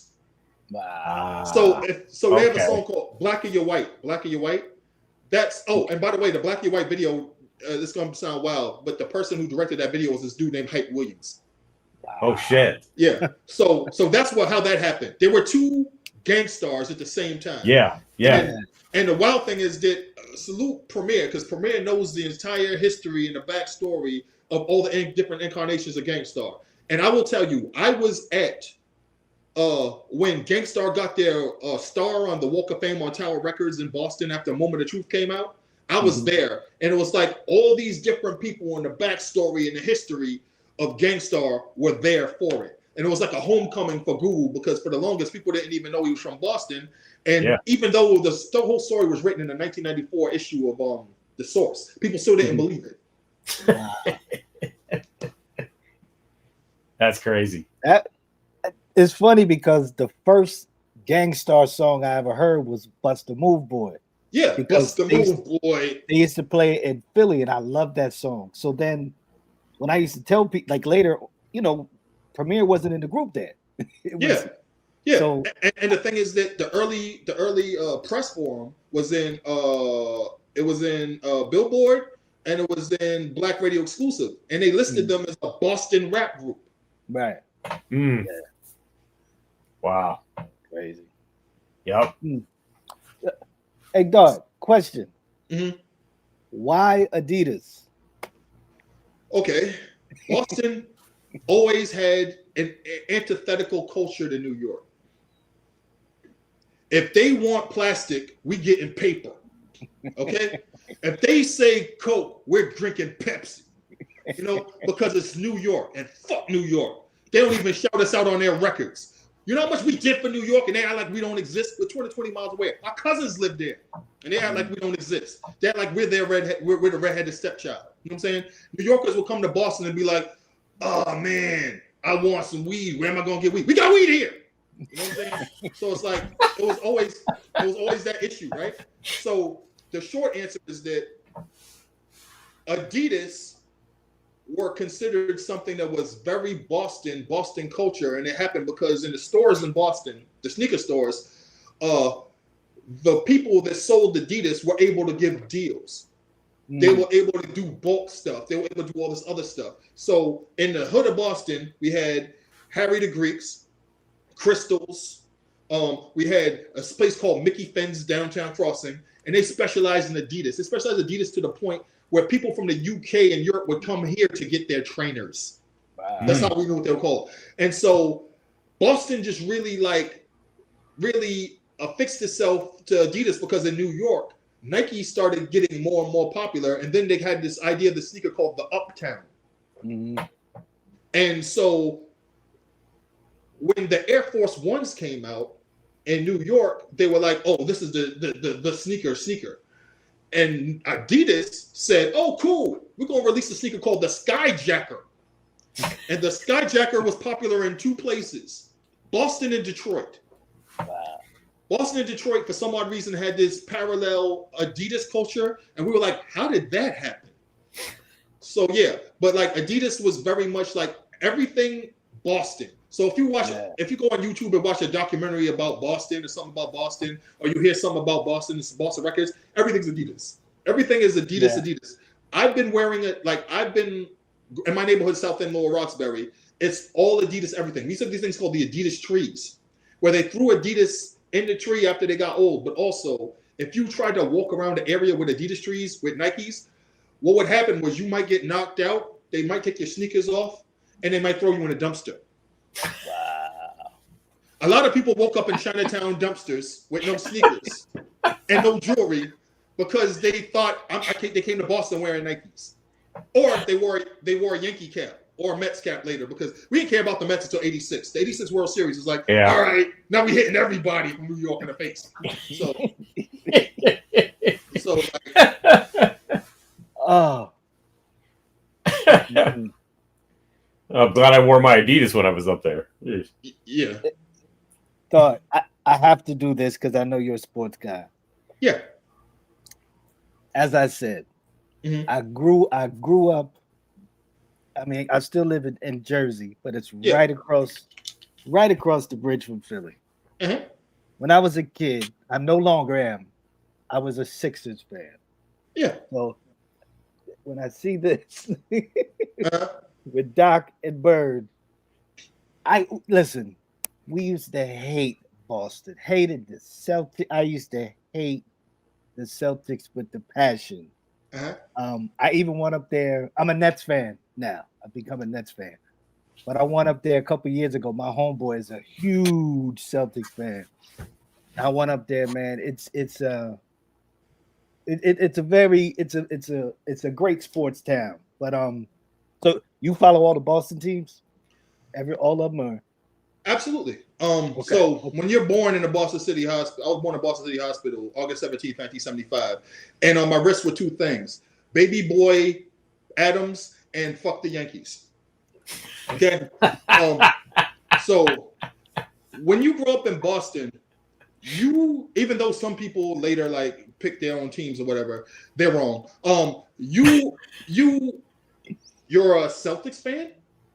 You're a Patriots fan, and they were usually trash. You're a Red Sox fan, and you're a Bruins fan, even if you don't watch hockey. Right. That's it. That's it. Oh, the only other things that are allowed is like, so we have a lot of colleges, but not all of them are Division I or whatever. So come Final Four, like March Madness time, you're allowed to root for every team, every college team in Massachusetts makes the tournament. Every college team in New England makes it. That means Connecticut, Providence, Maine, UNH, URI. Hartford. That's it. Hartford, yeah. That's it. That's it. But in terms of like sports fandom, here's the thing, right? The 76ers were always the Celtics' main rival. I don't care what anybody says. Oh, yeah. They were always the Celtics' main rival because they were always the best team. And here's the other thing. Young black kids, before Michael Jordan was seen as the epitome of cool and everything else, everybody wanted to be Dr. J. Yeah. Everybody wanted to be Dr. J. When I went to a basketball court when I was a kid, I always wanted to do the practical thing like shoot free throws or practice my form and all sort of stuff. But what kids did was they would try to do the thing Dr. J did, holding the ball, and I'd be yelling, "He's 6'6". His hands are massive. He has a 48-inch vertical. You can't do that." I'm a child. And I'm yelling that at somebody, killing their fun, because that's what I do. Now, on the other side, in terms of that picture, why I love it is that Dr. J and Larry Bird were so iconic in that era. Do you remember there was this EA Sports when it was just popping off as a video game company? It started selling this computer game. Yep. The first basketball sim for EA. It was called Dr. J, who gets first billing. Dr. J and Larry Bird play one-on-one. Yep. I had it for the Commodore 64. Yeah. I had it for the Commodore 64. And you want to know what's worse? I had it on cassette. Wow. It took longer. It took longer to load, but it was worth it. And I had the joystick one fire button at the base. This is to turn around. This is to cross over the hand. This is to hold it long to shoot. Tap it to let the shot go. And if you wanted to dunk, you had to get close and hold it down if you wanted to dunk. And that was for Dr. J. Because Larry Bird was going, they had a 3-point line, which cracked me up. Larry Bird would just pop behind the 3-point line. Oh, and the thing was that you had to switch hands because if you had the ball out here, Dr. J is going to steal the ball from Bird. It was on the opposite hand. And we played that game to death. Oh, and when Dr. J smashed the backboard, this little man came out with a push broom, and he would swear because he broke the glass. Yep. But yeah, it was all about like, and the thing was that back in the day, the Celtics, it was weird because for the first stretch of years, the Celtics had like there was a time when the Celtics had 4 black starters, and Larry was the only white starter. But when they switched up and they traded Gerald Henderson, they traded Cornbread, and they traded Quinn Buckner and all this other stuff. What happened was the year they were like one of the best teams of all time, the 85-86 team, unfortunately, that team was overwhelmingly white. But that was a team that was always on TV. But I was like, why don't y'all talk about the 84 Celtics? The 84 Celtics, like Larry was the only white starter. Kevin McHale was coming off the bench. Ainge was like, hey, get that guy from Brigham Young in here to shoot a 3, But like, so everybody in everybody's mind, the Celtics were always this white team. And I was like, that was not the case. Right. It was a lot of brothers and Larry and Kevin. Yeah. So like, but yeah, man, sports fandom is big because I'm 6'4", if y'all don't know. And when you were a tall kid growing up in the South End, Lower Roxbury, Dorchester, Jamaica Plain, Mattapan neighborhoods in Boston, you're playing ball. We haven't figured out which one yet. Basketball, football, baseball. There were like 3-4 baseball diamonds in my neighborhood too. We knew the pitching rotation like nothing. And we couldn't even go to Fenway Park because we were afraid to go to Fenway Park, but we watched on TV from the safety of our home at WSBK TV 38. But like everything about Boston was music because we had the talent show circuit, which we treated like in Texas they treat high school football. This is where New Edition comes from. Their children going up against grown men and women in the talent show circuit. Yeah. All right. There are some kids because the kids have uncles, aunts, moms, dads who are also in the Boston talent scene. That's how I knew where everybody was. Like Maurice Starr and them, they were down the street. Cornell Brown was down the street. I got to go to New York because I'm going to do this for this record label. I'm going to do this. Let me tell you, man, people don't know this. There was a stretch in time where Sugar Hill benched everybody on their production team. I'm talking about Jigs Chase. I'm talking about Duke Booty. Go through the list. And they picked up the Johnson brothers. And the Johnson brothers produced song after song after song after song on Sugar Hill. They were driving to New Jersey doing all these tracks. And what ended was how to stop. The records came out. They go to Skippy White's, go to Strawberries. They look at the label. Produced by Sylvia Incorporated. Oh, oh, for real? For real? We're going to have to talk to Sylvia and Joey when we get back to New Jersey. And they go in there and say, hey, Sylvia, hey, Joey, there's 3 of us in that studio. You ain't in there. Why your name on these records? Right. And eventually what ends up happening is they settled something where, she sent them some bread and they used that money to have a tiny studio where they first demoed like New Edition, but they really recorded in Bill Sebastian's studio. And this is something that I was told recently by Arthur Baker. And then it finally like made me realize how stupid I'd been my entire life. Johnson Crew. So Bill Sebastian is somebody who worked closely with Sun Ra. Sun Ra loved Boston. Sun Ra would come to Boston all the time, and a lot of times because his voice, Bill Sebastian created this machine called the OVC, the Outer Visual Communicator, which was a piano / organ that also played lights and stuff, and it was like living synesthesia. Wow. And Bill Sebastian kept this in the studio. When Sun Ra did stuff in New England, he would just come there, play his dates in Boston and Massachusetts, and then leave.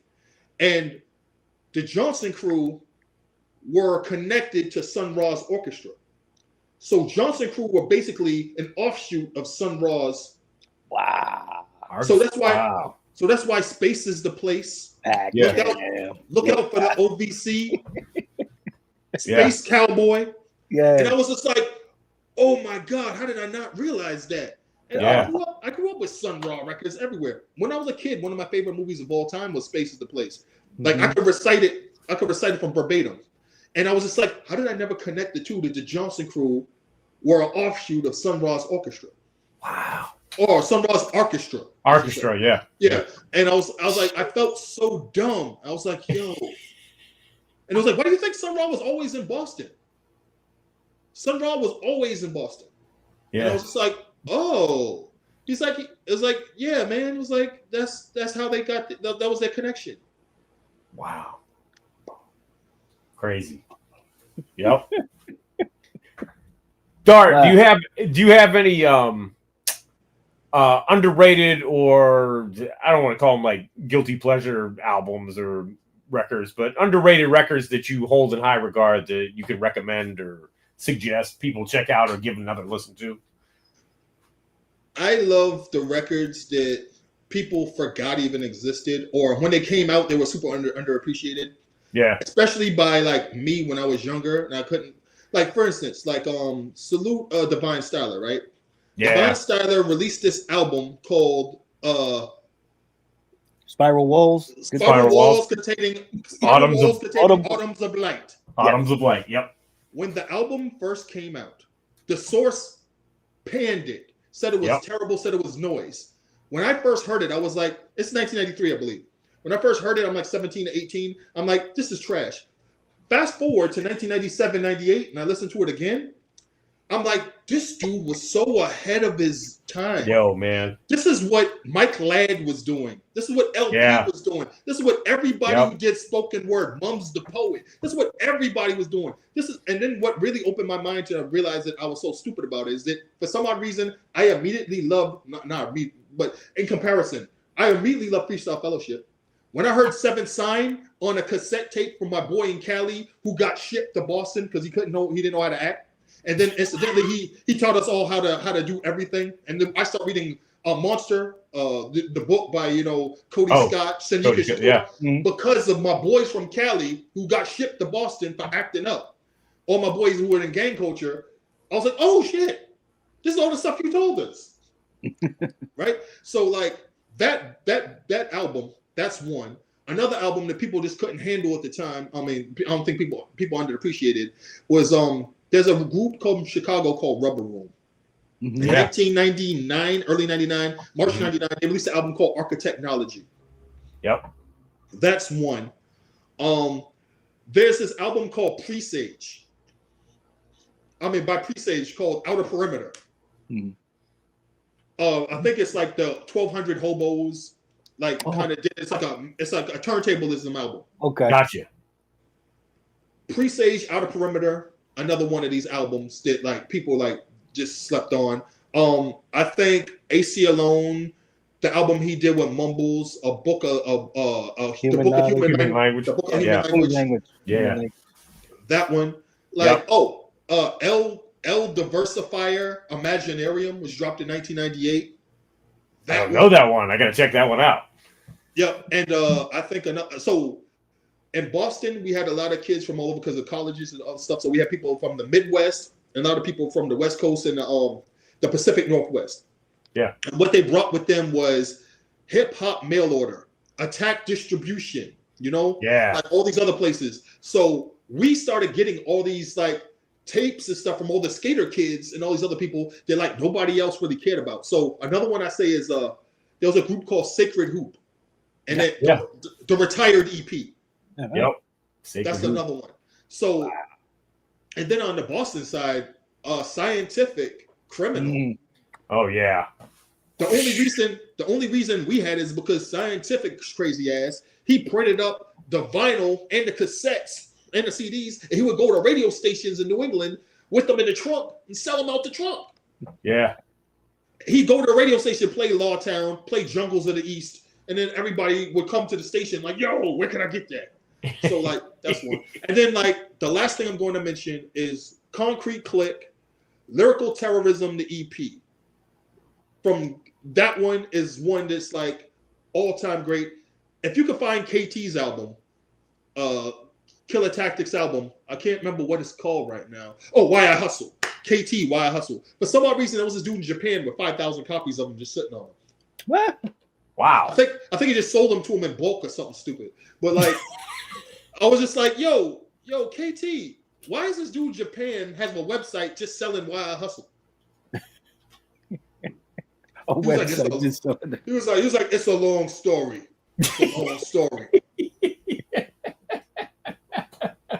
Wow. But everything people think they know about Boston, they don't, man. Like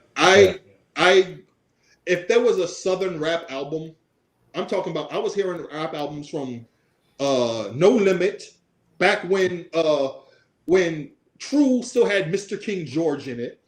Back when Master P had The Ghetto's Trying to Kill Me. I was hearing that bumping in Boston. You know what I'm saying? When Silk the Shocker was Silk and the Shocker was a misprint, so people just said Silk the Shocker. That's when I first heard No Limit. Cash Money. I'm talking about Manny Fresh and Gregory D days. You know, UNLV days. That's when I heard them. I was in Boston. We were hearing Sibo, Mr. Lunatic, Dre Dog, all the stuff that you would see in the source from like Rainbow Records. Yeah, Rainbow Records. Yeah, like we would Leopold's music. We would be getting people would come to school with that. You know. Yeah. So like anything Cash Money stuff. I heard Soldier Rags. I would hear Soldier Rags blaring out of people's cars in Boston. So the big one though is there's this label out of Houston. Maybe you heard of it, Rap-A-Lot. If you were on Rap-A-Lot, we had your tape. I don't care if you were OG Style. I know how to play him. Yeah. I know how to catch him slipping. I don't care if you were the Convicts. This is for the Convicts. It's funky. Like, Detrimental Gangster, DMG, Gangsta Nip, Psychic Thoughts, or What I Conceive. These are all albums that I heard in Boston. Yeah, South Park Psycho, like all this stuff. So these are all tapes that I heard and albums that I heard in Boston. And people were under the impression that like we weren't exposed. Dude, I heard NWA back when the NWA and the Posse days, back when they were on still being produced by Malaco, and you had to go to a mom and pops or one stop to get that. Yeah. You know this is before they had to deal with what's the deal that they had? The label that everybody signed to. Priority. Priority. Before they had the Priority deal, that's on Malaco. Yeah. Yep. Yeah. So like that was my experience growing up in Boston. Like we heard everybody's tapes because New York didn't give us any credit for anything. New York didn't acknowledge us for anything. And we were 220 miles away, bro. So that meant that if you came to school with a Jam Pony Express tape from Florida, and you were like, yo, you ever heard of Jam Pony Express? Play it. Because we didn't know what it sounded like. I didn't care if you had Jerry curls. I wanted to hear what the music sounded like. Yeah. So we heard everything from, early on, we heard everything from Cali, from Compton Posse, King T, Mixmaster Spade, LA Dream Team. Well, LA Dream Team, we heard them. These are all Jennifer's friends. Yeah. So we couldn't understand why one dude's name is Rudy Party and the other dude's name is Steak Puppy, right? So the reason we got exposed to that was by chance we were watching What's Happening Now, and out of nowhere, oh yes, they're here. Dream Team is here. Oh yes. And then we go to the record store, and all of a sudden somebody put 5 of those, bam, right there in the bin. And I'm like, oh, and another thing that I realized when I was talking to DJ Newmark, record releases in the 80s weren't simultaneous. Mm-hmm. It was in waves. It was, yeah. So we would get a tape or we get a cassette later than somebody else. Or you would have to wait 2-3 months to hear that. Like when I heard Battle Ram in August 1985. but apparently it had been out already. I heard Batarang, and I was like, how come we didn't hear Batarang when it first came out? It was like, oh, because everybody was just buying the show in Lottie Dottie from that label, Reality in New Jersey. and the label that sold Batarang was Eve Gym. And Eve Gym didn't have distribution there yet until they got numbers in other places when you look at and this is the other thing, you had to look at the regional sales reports. Yeah. And if you sold here, here, and here, then we'd buy your album here. But it's also how like Dana Gaines' Nightmares would get bigger orders because they're buying it in South Carolina, they're buying it in Memphis, they're buying it in Houston. So maybe we need to order more in New York. And I'm like, how does that work? Right. The Manipulator by Mixmaster Gene and Turntable Orchestra is selling so many records in Seattle that we need to start selling more in New Jersey, Boston, and you're like in Connecticut. Like what? Huh? Right. And by the way, rest in peace, Rudy Pardee. Yep. Yeah. Yep. But yeah, that's what I remember. I remember seeing the video for Bass by King T on YoMTV Raps, and nobody, I'm in Pittsburgh, nobody had the tape. I waited months for that tape. My Posse's on Broadway. Yeah.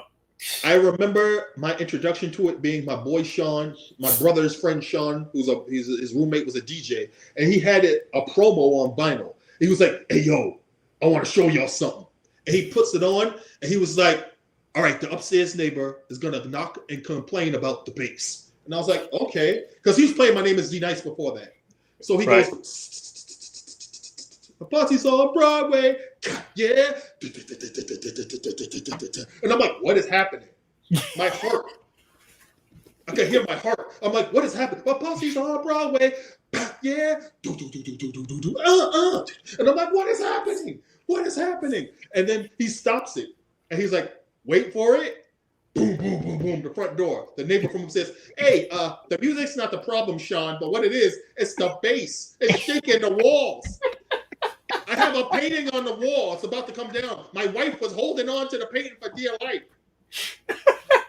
So the music's not the problem. Matter of fact, I kind of like the music. It makes me tap my toe. But it's the bass. The bass, Sean. The bass. Because I never heard like I would so the other piece too is that like people don't talk about this enough. Is we would, because stuff didn't come out the same place, we didn't get distribution everywhere. Because I would open up Jet magazine, and they had like the top 20 selling records or the top 20 records, and I was like, Young and Restless, something that gets you hyped. What's that?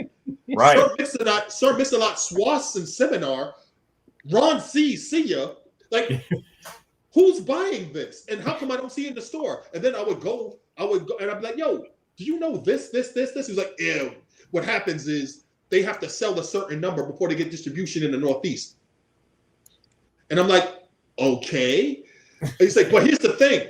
If they sell 30 units in the Northeast, then they could sell in a unit more in a region they're already selling. And I'm like, that doesn't make sense. He's like, none of this shit makes sense. He's like, sometimes people just buy 100 copies of something and lie and say they sold it. And then they like send it to record stores and it ends up in a grab bag. Wow. Which is something else that happened. Yeah. If you were in Boston in the early 90s, there was an artist named Bobby Sickrin. He had an album on Columbia called, I think it was Thoughts from a Sympathetical Hurricane or something like that. If you went to any record store in New England, the Eastern Seaboard, almost the whole Eastern Seaboard, but everywhere in New England, every record store had like 150 copies of this. And they put it in every single grab bag. You know, the bag of 20 records for $1, 25 records for $2, like 50 records for this much. Every grab bag had Bobby Sickrin. So the joke was that everybody was like, don't break my heart, kid. People would just sing lyrics from songs off Bobby Sickrin's album. So sometimes we would just go. So all the producers, like any producers get together, like it's been years. It's 2025. I'll be at a producers get together. I'll pull up YouTube or my phone and I'll play a Bobby Sickrin record and everybody break out laughing. Everybody has that album. And I promise you, all of the records had a circle, so they were all cut out. All of them were cut out. Bobby Sickman from A Sympathetical Hurricane. Yes. Wow. Wow. Oh man, I never heard of that. I'm gonna look for that record now. Yeah, me too. Only people that know that are people that got dusty fingers. Only people you got dusty fingers because why can't see this goddamn record? Wow. Dart, what do you got coming up next? A lot of fact checking. A lot of me trying to get a book made that nobody wants to print. Documentaries. I'm trying to do a documentary about the Boston Shootout. Working on that right now. Trying to get the team together, the producers, everybody. Trying to get everybody. I'm just going to shoot interviews and then do a sizzle reel and be like, all right, we'll buy it, right? Yeah. Because this industry is trash. And after COVID shut down and after a writer strike, all the stuff I had in the pipeline died like a black person in the 80s horror film.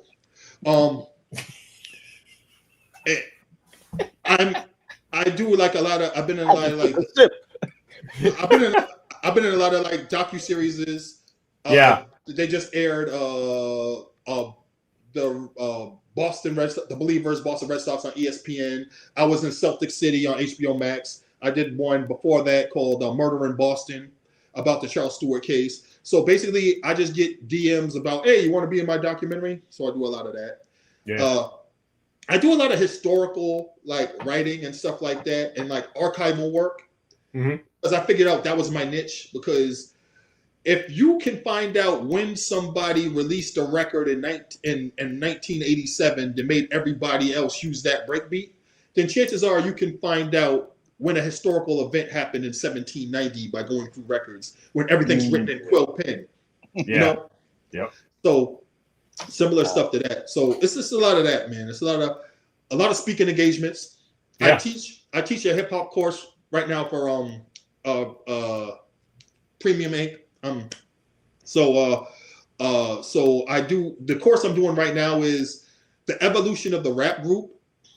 And I'm now explaining how we get to the beatboxer, how we get to the dancer, how we get to the producer, the DJ, and the MCs being in the group. And then I'm going to get to how like the group kind of disappeared later on due to economics. Yep. Yeah. So I'm getting to, so that's going to be the next thing I do. That's dope. All right. Ultra, anything else for the man? No, because we'll be here we'll be here till tomorrow. I have to talk to him offline. Yeah. He can come. Dart can come back anytime. Absolutely. So, hey, absolutely. Sounds good to me, man. Yeah. All right, bro. Dart Adams, everybody. Thank you, man. Thank you. Thanks for having me. Anytime, man. We'll do it again. Absolutely. All right, bro. Peace. All right, Warren. Yep. There it is. Man. So it's a very educational episode tonight. Oh, dude, soup. No.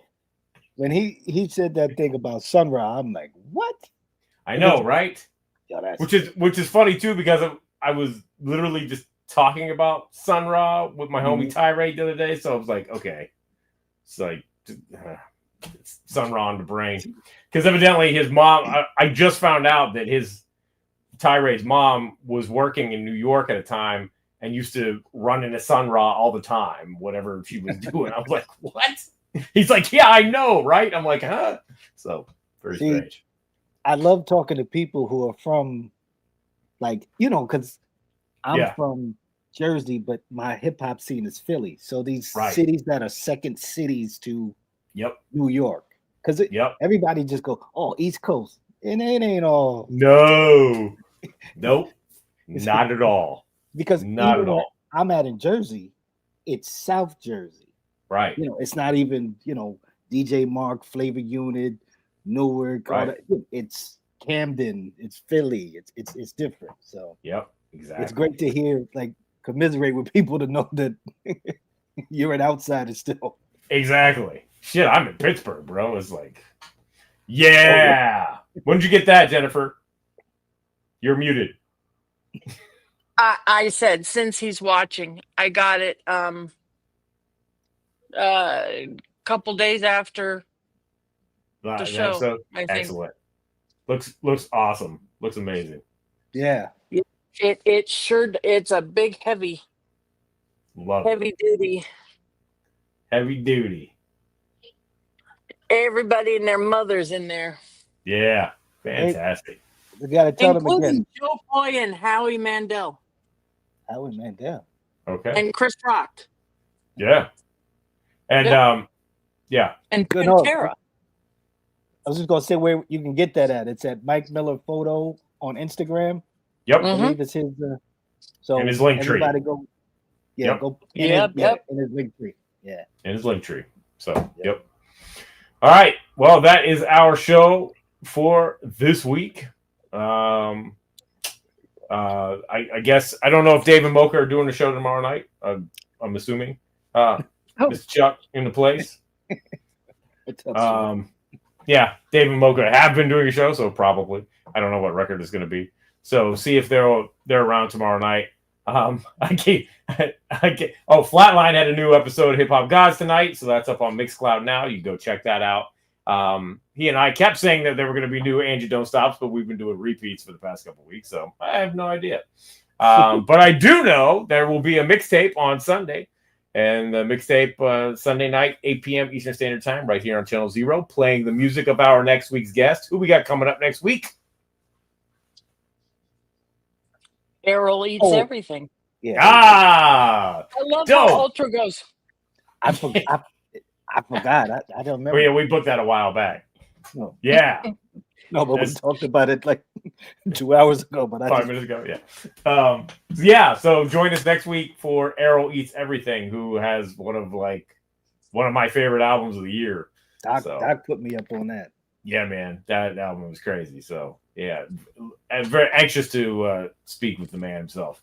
So join us next week for another episode right here, Tuesday night, 9 p.m. Eastern Standard Time, Channel Zero. Thank you, everybody watching live, everybody watching on the replay. Please like and subscribe. Check out all the great stuff we got here on Channel Zero, including the new, as I knock shit over. If you don't have it yet, the new Public Enemy record, Black Sky Over the Projects Apartment 2025, out now on vinyl and CD, and of course it is streaming. And check out the brand new VidMash video directed by yours truly that we just dropped the other day. It's streaming now on YouTube. You can go check the video out, check the album out. Let us know what you think. I worked very hard on that video. I hope you guys dig it. So, yeah. But yeah. There's that. So we'll see everybody next week for another episode of It's C-Doc again. There it is. Dig, find, listen, sample, chop, repeat.